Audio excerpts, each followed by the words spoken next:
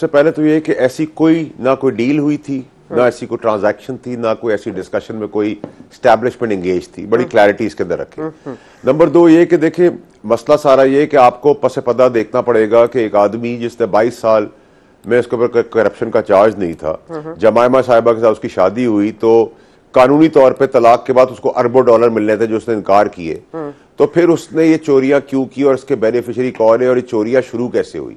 ये बीबी जब से जिंदगी में आई तब से घड़ी चोरी भी हुई, 190 मिलियन पाउंड भी हुआ, और उसकी बेनिफिशियरी उनके और उनके बच्चे, खाद के बच्चे और खाद की बहनों ने तो नहीं वो पैसा कमाया। नंबर एक। नंबर दो, ये मार धाड़ जलाओ घिराव की सियासत भी कभी नहीं थी, फौज की मुखालफत भी कभी नहीं थी, अदालती मुखालफत भी कभी नहीं थी, पाकिस्तान के साथ इकोनॉमिकली खेल खेलने की मुखालफत भी नहीं थी। ये पाड़ा हमें उन्होंने याद दिलाया था, हमें समझाया था, हमने उनसे सीखा था, हमें याद है, वो भूल गए तो इसका मतलब कोई नई चेंज तो आई।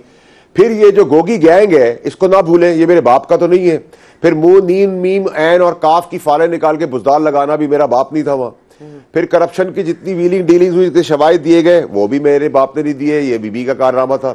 और फिर 9 मई का वाकया हुआ, वो भी बीबी का कारनामा था। और फिर उसके बाद 24 नवंबर के अंदर जब लीडर इमरान खान साहब कह रहे हैं कि आप सजादी में रुक जाए, तो वो डी चौक का नारा लगा के डी चौक नहीं जाती, लोगों को भेज देती उधर, गरीबों को, मासूमों को।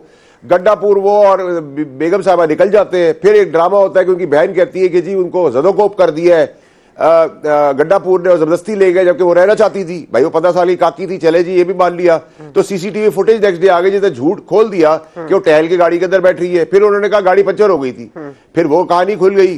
फिर उन्होंने कहा कि जी केमिकल फेंक दिया था, मौक्कल आ गए और फिर जिन भूत आए और उन्होंने सुपरवाइजर की तरह 007 की तरह उस पर केमिकल फेंक दिया और वो केमिकल के अंदर नजर नहीं आया उनको, और बच्चों की तरह उनको गाड़ी में बिठा के उनको ले गए वो। तो ये कहानियां तो जहालत की जो है ये पुराने जमाने में चलती थी। बहुत ही घटिया फिल्म है जिसकी ठेले में टिकट ना बिके। नंबर एक। नंबर दो, कि खान साहब को इसमें सब कुछ क्या मिला? तकलीफ, मुश्किलात, केसेस और मजीद तकलीफें उनके लिए शुरू होगी। मेरे लिए अब ये भी इंपॉर्टेंट नहीं है, ना मुझे सियासत से मतलब है, ना पीटीआई भाड़ में जाए और सब कुछ इक़्तिदार भी भाड़ में जाए। अब उसकी जान का मसला है। ये वो लोग हैं, बीबी और उसके हवारी, जो कॉम्प्रोमाइज गड्डापुर टाइप लोग हैं, जो अल्लाह ना करे इनकी लाश का सौदा भी कर लेंगे, उनकी मौत का सौदा भी कर लेंगे। अब अडयाला जेल के अंदर है, वो हुकूमत का काम है उनको तहफ़्फ़ुज़ देना, लेकिन दरूद, पानी और बारूद तो कोई भी दे सकता है। अगर मेरी बीवी आके कहे कि आपने ये कॉफी नहीं पीनी, आप ये कॉफी पी ले, तो आप तो नहीं रोक सकते उसे। इन सब चीजों को मद्देनजर रखें और हमारा अभी भी काम यही होना चाहिए। और मैं तो निकाला भी गया था इसी चीज के ऊपर, मैंने अपनी लॉयल्टी तब भी दिखाई थी, मैं अभी भी उनके खिलाफ था इस वायलेंस की सियासत के ऊपर, और आज भी मैं उनकी जान बचाने के लिए आगे बढ़ रहा हूं। मुझे फिक्र नहीं है कि खान साहब से भी मेरे खिलाफ बयान दिलवा दें। अगर पीटीआई का तो मैं कुछ समझता कभी भी नहीं था, जब मैं इक़्तिदार में भी था, पीटीआई के अंदर ही 15 साल था, तो मैंने उनको पैरों को नीचे रखा था हमेशा। सो मुझे उसका कोई प्रॉब्लम नहीं है। मैं तो एक आदमी, एक पॉपुलर लीडर की जान के ऊपर उसको बेचकर सियासत करने नहीं दूंगा। फिर ट्विटर हैंडल जो है वो जिब्रान इलियास साहब इस्तेमाल कर रहे हैं। आज एक मुस्बत स्टेटमेंट दी खान साहब ने, वो भी समझ रहे हैं उनके साथ क्या हो रहा है। तो ट्विटर पे जिब्रान इलियास ने फिर फौज के लिए एक जहर उगल दिया। फिर इमरान खान की पार्टी के लोग कासिम सूरी साहब इमरान खान साहब को पागल करार दे रहे हैं। तो जो मैं कह रहा हूं इतने दिन से, वो कैंपेन आपको होती हुई नजर नहीं आ रही कि हमारी जो है बेगम साहिबा के मिलकर कभी उसको पागल, कभी उसका ट्विटर अकाउंट से वैनम, कभी उसको जेल में फंसाने के लिए सब कुछ सारे काम कर रहे हैं।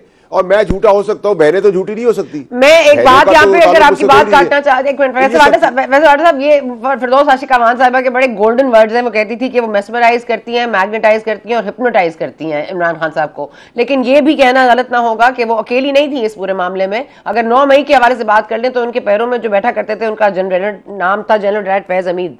तो यहां तक तो वो अकेली नहीं थी। देखिए सर साहब, आपको ना बैकग्राउंड चेक करने के बाद ना, ये सारे पॉइंट्स निकालने के बाद इनको जब आप जोड़ेगी तो आपको उसमें बहुत क्लैरिटी से नजर आएगा कि ये सब लोग इमरान खान साहब को जेल में रखना चाहते हैं, ये इमरान साहब की मौत का सौदा करना चाहते हैं, ये इमरान खान साहब को फसाना बरवाना चाहते हैं। क्यों? क्योंकि इस खित्ते में आपको याद होना चाहिए शाहनवाज भुट्टो का केस भी है। हमारे पास हिस्ट्री में बताते हैं बादशाहतें, सल्तनतें चली गई। ये राजनीति है, राजवाड़ा है, जिसमें पावर गेम की स्ट्रगल हो रही है, जिसमें बाप बेटी को मार देता है। और बीवी तो, मैं 3-4 साल की बीवी के ऊपर तो कोई कमेंट नहीं कर सकता, लेकिन उनके पुराने हस्बैंड ने जो मियां ने जो बेनिफिट उठाए, उनके बच्चों ने जो पैसा कमाया, और क्लिंटन आपके पास एक सुपर पावर मुल्क की एक जिंदा मिसाल है जिसमें क्लिंटन जैसा आदमी एक प्रेसिडेंट इंपीचमेंट में चला जाता है खातून गया तो। सो ये सब चीजें मद्देनजर के I am not trying to be blaming any gender के, मैं जेंडर के बता रहा हूँ, आदमी भी होते हैं। अब इस सिचुएशन के अंदर देखिए, इसी सिचुएशन के अंदर देखिए सरा साहब, मैं तो सबके पास जाऊंगा। मैं आज बिलावल साहब के पास भी गया, जहां बिलावल साहब की यंग डेमोक्रेटिक सोच के अंदर एक कामयाब फॉरेन मिनिस्टर के तहत वो बेदाग आदमी है, उनकी पार्टी पे आप क्वेश्चन कर सकते हैं, उनके ऊपर आप क्वेश्चन नहीं कर सकते। और जहां गवर्नमेंट के ऊपर बातें हुई, जहां सियासत के ऊपर बात हुई, जहां फ्यूचर प्लान्स के ऊपर बात हुई, जहां सिंध के ऊपर बात हुई, जहां 26वीं अमेंडमेंट के ऊपर बात हुई, वहां इमरान खान साहब की जान के ऊपर भी मैंने बात की। और इसलिए बात की कि वो एक आदमी है जो गुजरे हुए, उन्होंने अपने नाना की शहादत देखी, उन्होंने अपनी वालदा की शहादत देखी, उन्होंने अपने दोनों मामों की शहादत देखी, उन्होंने अपने बाप को जुल्म बरबरी के तहत जेल के कैद खाने में जाते हुए देखा 14 साल। तो जमहूरियत के लिए तो बिलावल साहब ने जितनी कुर्बानियां दी है शायद ही पाकिस्तान की हिस्ट्री में किसी ने दी है। तो he can understand sense better apart from larger politics. Number 1। Number 2 ये कि मैं मौलाना साहब के पास भी जाऊंगा, मैं गवर्नमेंट के पास भी जाऊंगा, मैं इंटरनेशनल। मौलाना साहब का गिला तो ठीक है ना, क्विड प्रो को था ना, फैसल वाटा साहब उन्होंने वो मदारिस वाला बिल साइन करना था, जरदारी साहब ने पहले महीना पहले शहबाज शरीफ साहब को रिमाइंड कराया, शहबाज शरीफ साहब ने कहा जी कल हो जाएगा, फिर बिलावल से बात हुई, फिर उसके बाद वो एतराजात लग के वापस आ गया। इस तरह तो नहीं करते ना, क्विड प्रो को में आपको करना पड़ता है, जो वादा की खिलाफी तो नहीं होनी चाहिए। देखिए ये तो गवर्नमेंट का मामला है और गवर्नमेंट को इसको सीरियसली देना चाहिए। अगर एक चीज का एक्सेप्टेंस की है, एडमिट किया है, एग्री किया है कि हम ये करेंगे तो करना होगा और करना पड़ेगा। और मेरा ख्याल है कि मौलाना साहब का भी एक मुस्बत रोल रहा है, उसको अप्रिशिएट करने की जरूरत है। मैं तो खैर उनका फैन हो गया हूँ जब से उन्होंने पीटीआई को अपने नीचे लगाया है, तो I tend to be his fan. तो as simple as that। अच्छा, बट लिसन, हम ये बता दें कि आपने बुशरा बीवी की यहाँ पे हमारे प्रोग्राम में कहा था कि वो उनकी गिरफ्तारी खत्म हो जाएगी, वो बाहर आ जाएंगी। आपको ये पता था कि वो फिर धरने को भी लीड करेंगी और वो उम्मतियों को भी लीड करेंगी? और वो देखिए जी सना साहिबा, मैंने आपके ही शो पे ये कहा था कि जो वादे वहीद करके जा रहे हैं, अगर वो वादे वहीद की खिलाफ वर्जी करेंगे तो वापस जेल में जाएंगे। मैंने ये भी कहा था, आपको याद होगा। बिल्कुल याद। तो मैं एग्री करता हूँ उसके ऊपर। वादे वहीद के अंदर अपनी प्रोजेक्शन के अंदर मुल्क के ऊपर, मुल्क से फॉरेन पॉलिसी के तहत सऊदी अरेबिया जो हमारा ब्रदर मुल्क है, जो हमारे हर मुश्किल में खड़ा हुआ, उस पर एक भयानक इल्जाम कि वो शरीयत खत्म कर रहा है, ये खतरनाक खित्ते में कोशिश की गई घटिया। उसके बाद you think that things are going to be normal? No. But अब उमर अयूब साहब पे एफआईआर कट गई, 6-7 केसेस 7 केसेस क्या फर्द जुर्म आयद कर दी गई है इमरान खान साहब पे ऑन 24 नवंबर वाले मामला पे, 26 नवंबर के, और उसके बाद बुशरा बीबी पर एफआईआर कट गई है, जरताज गोल, you name it.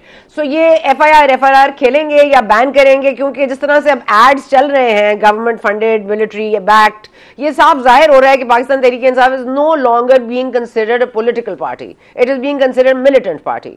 So now, are we going to do away with them, or are we going to find a way to go around them? देखिए, एक तो ये कि मैंने कहा था कि गवर्नर राज नहीं लगेगा और लगना चाहिए भी नहीं, और बैन की तरफ तो जा रही है। अब वो होती है नहीं होती, उसकी लीगल कॉनोटेशन क्या बनती है कोर्ट के अंदर मुझे नहीं पता, बट जा रही है। And rightly so. आपने अल्ताफ हुसैन को भी तो बैन किया था, फिर एमके पाकिस्तान बनी थी, तो पीटीआई पाकिस्तान भी बन सकती है, पीटीआई हकीकी भी बन सकती है, पीटीआई नजरियाती ही बन सकती है, तो उसको तो आप माइनस नहीं कर सकते। और मुझे तो लगता है कि उस डगर पे आप चल पड़े। हैविंग सेड दैट, मैं चाहता हूं कि जो गुनाह हो गए, जो करवा दिए गए, वो कि उसकी सजा तो चले ठीक है, लेकिन ना करदा गुनाहों की सजा तो न, और उसकी एटलीस्ट ये फैमिली मेंबर्स और पीटीआई के हवारी जो है उसकी लाश का सौदा तो ना करे। क्योंकि आपको पता होना चाहिए गंडापुर तो एक्सपोज हो गया अपने वर्कर्स के आगे भी, उसका फेंटा भी चढ़ा है। वो इस वजह से चढ़ा है कि उन लोगों को समझ आ गई कि सब क्या गेम कर रहे हैं, ये इक्तदार के भूखे हैं।